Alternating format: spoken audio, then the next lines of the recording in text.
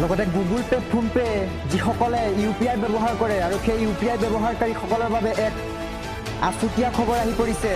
কিয়নো মুহূৰ্ততে লেনদেন কৰিব পৰা যি সুবিধা বৰ্তমান UPI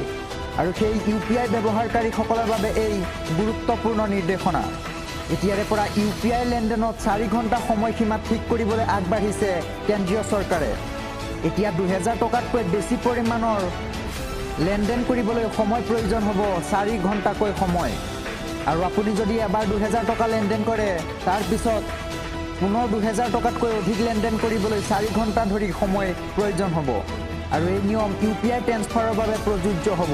এই নিয়ম সকলো UPI ট্ৰান্সফাৰৰ বাবে প্ৰযোজ্য হ'ব বুলি ঘোষণা কৰিছে কেন্দ্ৰীয় চৰকাৰে লগতে প্ৰথমবাৰৰ বাবে যিসকলে 2000 টকাতকৈ বেছি লেনদেন কৰা ব্যৱহাৰকাৰী সেইসকলৰ বাবেহে এই নিয়ম প্ৰযোজ্য হ'ব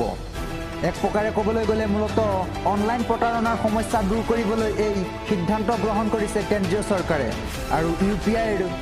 অধিকাৰীসকলৰ সৈতে এই বিশেষ আলোচনাও আৰম্ভ কৰিছে কেন্দ্ৰীয় চৰকাৰে আৰু এই পদক্ষেপত UPI ব্যৱহাৰকাৰী কিছু সমস্যাৰ পুনতে অনলাইন পেমেণ্টৰ জালিয়াতি কিছু পৰিমাণে ৰোধ হ'ব বুলি জনাইছে কেন্দ্ৰীয় চৰকাৰে